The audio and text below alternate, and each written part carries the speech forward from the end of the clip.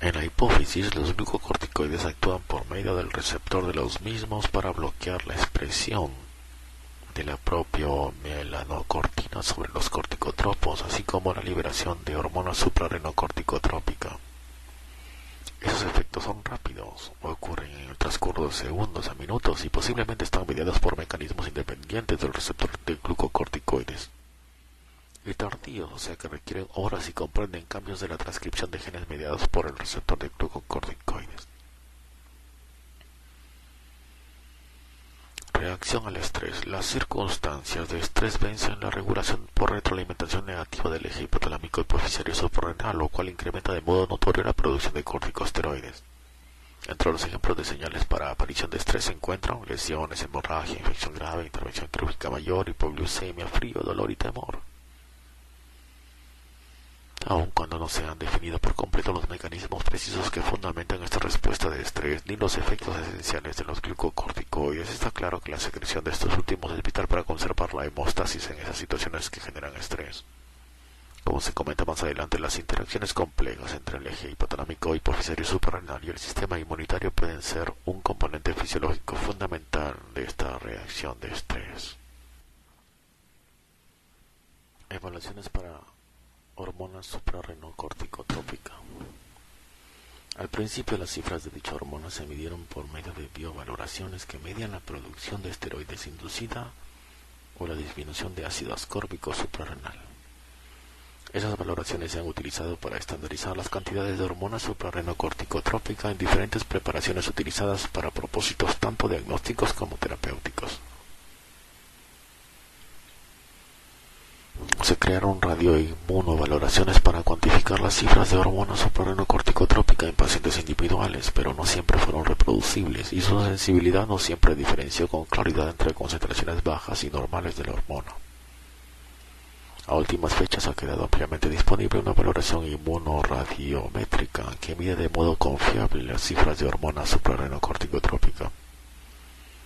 Esta evaluación, en la cual se utilizan dos anticuerpos separados dirigidos a epítopes separados en la molécula de hormona suprarrenocorticotrópica, aumenta considerablemente la capacidad para diferenciar entre hiposuprarrenalismo primario por enfermedad intrínseca de las suprarrenales y formas secundarias de hiposuprarrenalismo por trastornos hipotalámicos o hipoficiarios.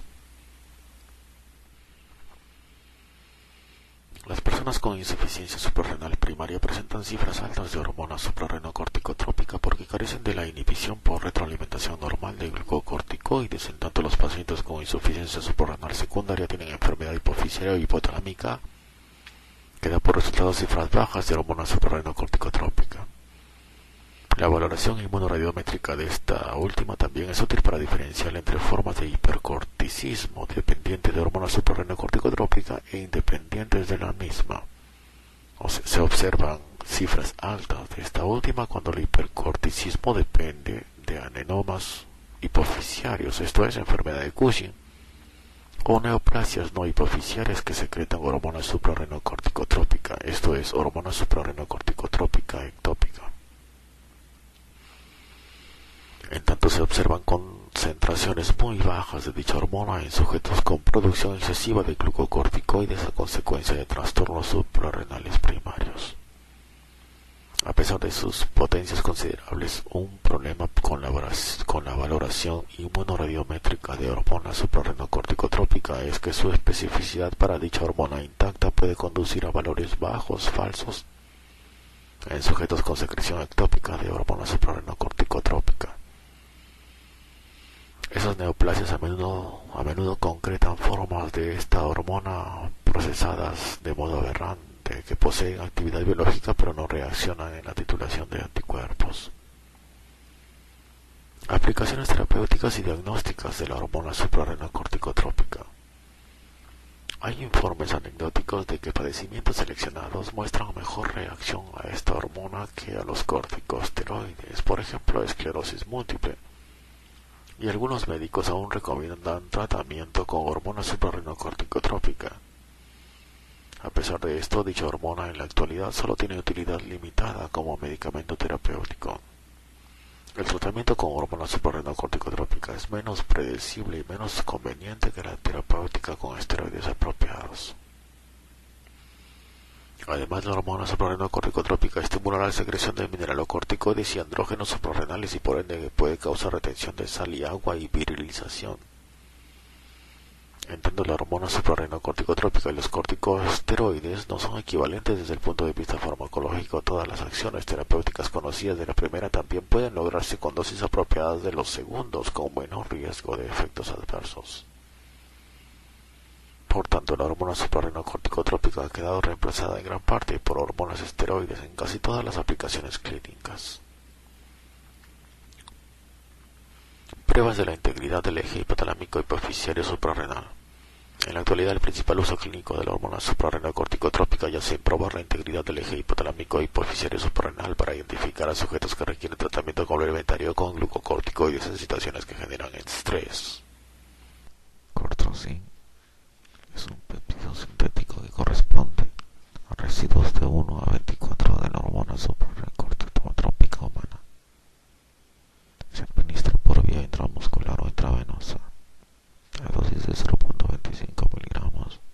La cosintropina estimula la corteza suprarrenal al máximo, al mismo grado que 25 unidades de hormona suprarrenocorticotrópica natural. En la prueba rápida de estimulación con cosintropina se administran 0.25 miligramos de esta última por vía intramuscular o intravenosa.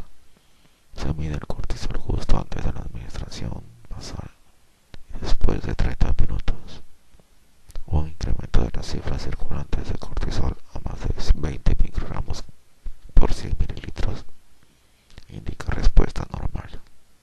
Otros también han incluido como una reacción positiva a un incremento de 7 microgramos por 100 mililitros sobre la basal, aunque esto se acepta menos ampliamente. La prueba de estimulación con cosintropina puede ser desorientadora en personas con enfermedad hipoficiaria o hipotalámica de inicio reciente, o poco después de intervención quirúrgica por neoplasias hipoficiarias, puesto que la duración de la deficiencia de hormona suprarrenocorticotrópica puede no haber bastado para causar atrofia suprarrenal.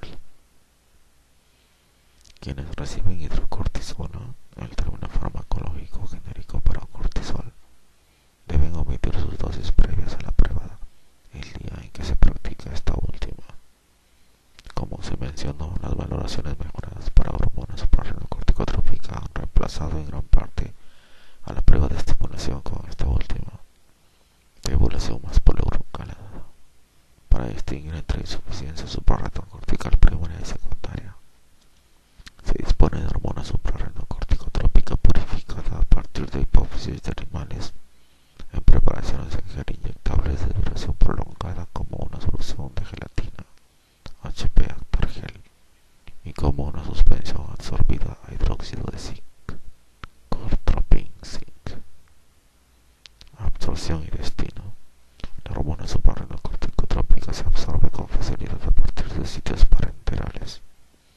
La hormona desaparece con rapidez de la circulación después de administración por vía intravenosa. En seres humanos, la vida media en plasma es de unos 15 minutos, principalmente debido a hidrólisis enzimática rápida. Toxicidad de la hormona suprarrenocorticotrópica. Además de reacciones de hipersensibilidad infrecuentes, la toxicidad de dicha hormona es atribuible de manera primaria al incremento de la secreción de corticosteroides. La cosintropina por lo general es menos antigénica que la hormona suprarrenocorticotrópica natural. Además, la hormona suprarrenocorticotrópica aislada a partir de hipófisis de animales contiene cantidades importantes de vasopresina que pueden conducir a hiponatremia que pone en peligro la vida. Estos factores hacen que la cosintropina sea el compuesto que se prefiere para uso clínico. Esteroides suprarrenocorticales. La corteza suprarrenal sintetiza dos clases de esteroides: los corticosteroides, glucocorticoides y mineralocorticoides, que tienen 21 átomos de carbono, y los andrógenos, que poseen 19, como la figura 59.3. Históricamente, Los efectos de los corticosteroides se describieron como glucocorticoides, o sea, reguladores del metabolismo de carbohidratos, y mineralocorticoides, o sea, reguladores del equilibrio de electrolitos. Los corticosteroides suprarrenales difieren en sus actividades de glucocorticoides y mineralocorticoides relativas. En seres humanos, la hidrocortisona, cortisol, es el principal glucocorticoide y la aldosterona, el mineralocorticoide más importante. Ya se expusieron los mecanismos por los cuales la hormona suprarrenocorticotrópica regula la biosíntesis de glucocorticoides, y en el capítulo 31 se descubrió la regulación de la producción de aldosterona. El cuadro 59.1 muestra velocidades características de secreción de los corticosteroides de mayor importancia fisiológica en seres humanos, cortisol y aldosterona, así como sus concentraciones normales en el plasma periférico.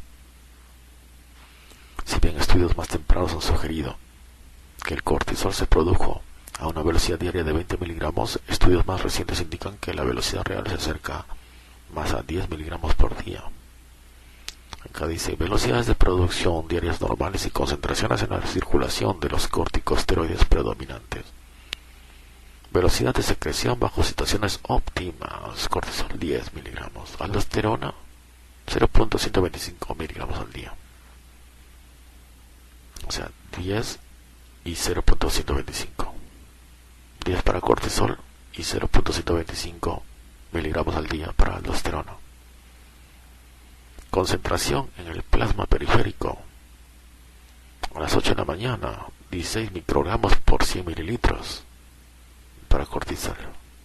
Para aldosterona, 0.01 microgramos por 100 mililitros. A las 4 pm, cortisol 4 microgramos por 100 mililitros. Aldosterona 0.01 igual microgramos por 100 mililitros. Acciones fisiológicas y efectos farmacológicos. Acciones fisiológicas. Las acciones de los corticosteroides son muchas y están difundidas. Sus efectos diversos incluyen alteraciones del metabolismo de carbohidratos, proteínas y lípidos, conservación del equilibrio de líquidos y electrólitos, y preservación de la función normal de los sistemas cardiovascular e inmunitario, riñones, músculo estriado, así como los sistemas endocrino y nervioso. Además, por mecanismos que no se entienden por completo, los corticosteroides permiten al organismo resistir circunstancias que generan estrés, como estímulos nocivos y cambios ambientales. En ausencia de la corteza suprarrenal, la supervivencia solo es posible al conservar un medio óptimo, incluso alimentaciones adecuadas y regulares, ingestión de cantidades regularmente grandes de cloruro de sodio y conservación de una temperatura ambiental apropiada. Hasta hace poco, los efectos de los corticosteroides se consideraron fisiológicos. Se reflejan las acciones de los glucocorticoides a dosis que corresponden a las cifras normales de producción diaria, o farmacológicos, que representan efectos únicamente observados ante dosis que exceden la producción diaria normal de corticosteroides. Conceptos más recientes sugieren que los efectos antiinflamatorios e inmunosupresores de los corticosteroides, uno de los principales usos farmacológicos de esta clase de medicamentos, también proporcionan un mecanismo protector en la situación fisiológica, puesto que muchos de los mediadores inmunitarios relacionados con la respuesta inflamatoria disminuyen el tono vascular y podrían conducir a colapso cardiovascular en ausencia de oposición por los glucocorticoides suprarrenales. Esta hipótesis recibe apoyo por el hecho de que la velocidad de producción diaria de cortisol puede aumentar mucho, al menos 10 veces, en el estrés intenso. Además, como se comenta más adelante, las acciones farmacológicas de los glucocorticoides en distintos tejidos y muchos de sus efectos fisiológicos parecen estar mediados por el mismo receptor. De este modo, los diversos derivados glucocorticoides que se utilizan como compuestos farmacológicos generan efectos adversos en procesos fisiológicos que corren parejas con su eficiencia terapéutica. Las actividades de los glucocorticoides están relacionadas de maneras complejas con las de otras hormonas. Por ejemplo, en ausencia de hormonas lipolíticas, el cortisol casi no influye sobre la velocidad de lipólisis por adipocitos. De modo parecido, en ausencia de glucocorticoides, la adrenalina y la noradrenalina solo tienen efectos menores sobre la lipólisis. No obstante, el uso de una pequeña dosis de un glucocorticoide potencia de modo notorio la acción lipolítica de esas aminas. Estos efectos de los corticosteroides, que comprenden acciones concertadas con otros reguladores hormonales, se denominan permisivos, y lo más probable es que manifiesten cambios de la síntesis de proteínas inducidos por esteroides, que a su vez modifican la capacidad de reacción de los tejidos. Los corticosteroides se agrupan según sus potencias relativas en la retención de sodio, las acciones sobre el metabolismo de carbohidratos, es decir, depósito de glucógeno en hígado y gluconeogénesis, y efectos antiinflamatorios. En general, las potencias de los esteroides, según se juzga por su capacidad para sostener la vida en animales con suprarrenalectomía, corren parejas de modo estrecho con las determinadas por la retención de sodio. Las potencias basadas en los efectos sobre el metabolismo de la glucosa son estrechamente paralelas con aquellas para efectos antiinflamatorios. Las acciones sobre la retención de sodio y los efectos sobre el metabolismo de los carbohidratos antiinflamatorios no muestran relación cercana. Con base en esas potencias diferenciales, los corticosteroides tradicionalmente se dividen en mineralocorticoides y glucocorticoides.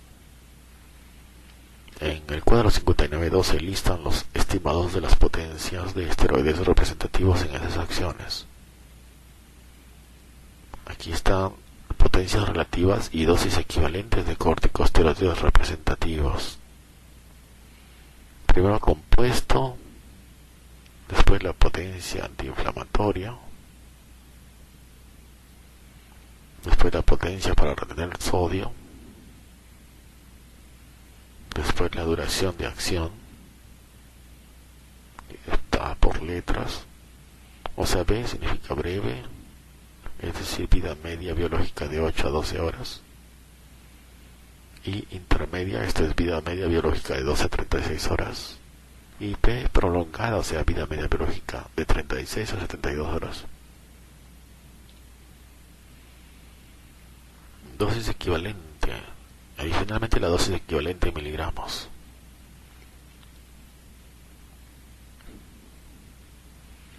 Esas relaciones de dosis solo se aplican al uso por vía oral o intravenosa, puesto que las potencias de los glucocorticoides pueden diferir mucho después de administración por vía intramuscular o intraarticular.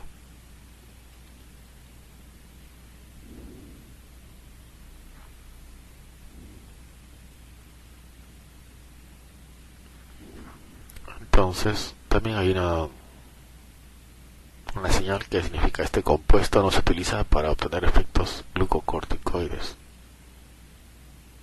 Esa señal no ubico a dónde le han puesto. Ah, sí, al final.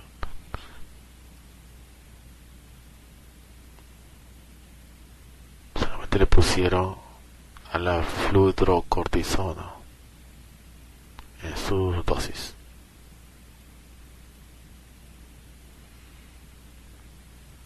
Entonces,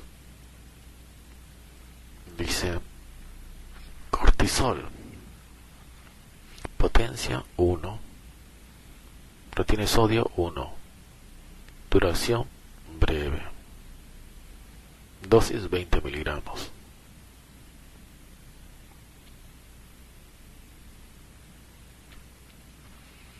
Cortisona, antiinflamatoria 0.8, sodio 0.8, breve, 25 miligramos.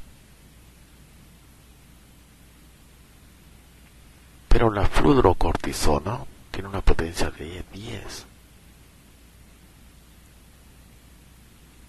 y retiene sodio 125 o 12.5, estos 12.5 debe ser, no se nota el punto, pero está en la columna.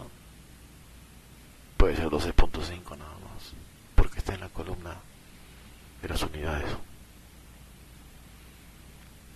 Duración breve,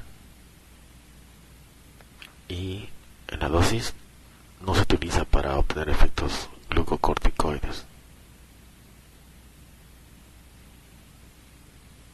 La prednisona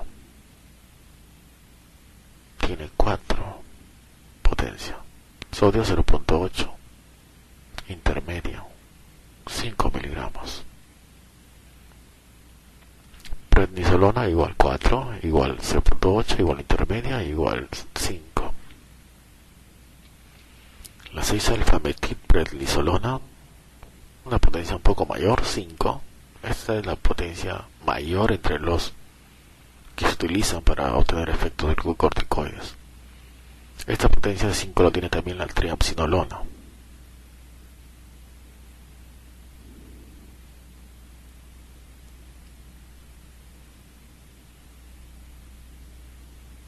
Después también hay 2.5, ojo que no se nota, no, es 25, entonces esta tabla no respeta la columna de unidades. Por lo tanto la fluorocortisona sí puede ser, tiene una potencia de retener sodio de 125. Y en cuanto a la potencia mayor lo va a tener entonces, 25 tienen la beta-metasona y la dexametasona, porque la 6-metilprednisolona y la triamcinolona tienen 5. Cortisol tiene 1. La fluoro no se utiliza pero tiene 10. Y la cortisona tiene 0.8. Entonces nos habíamos quedado en la prednisolona, ya habíamos dicho 6-alfa-metilprednisolona que tiene 5, retiene sodio 0.5, intermedia 4. Triamcinolona 5, no retiene sodio, intermedia 4. La beta-metasona 25, no retiene sodio, prolongada la P, y 0.75 la dosis. La dexametasona 25 también, 0, prolongada 0.75. Tenemos entonces las más útiles, según parece, la beta-metasona y la dexametasona. Porque tendríamos que utilizar en cortisol 20 miligramos para obtener una potencia antiinflamatoria de 1. Y de cortisona tendríamos que utilizar 25 para obtener una potencia de 0.8.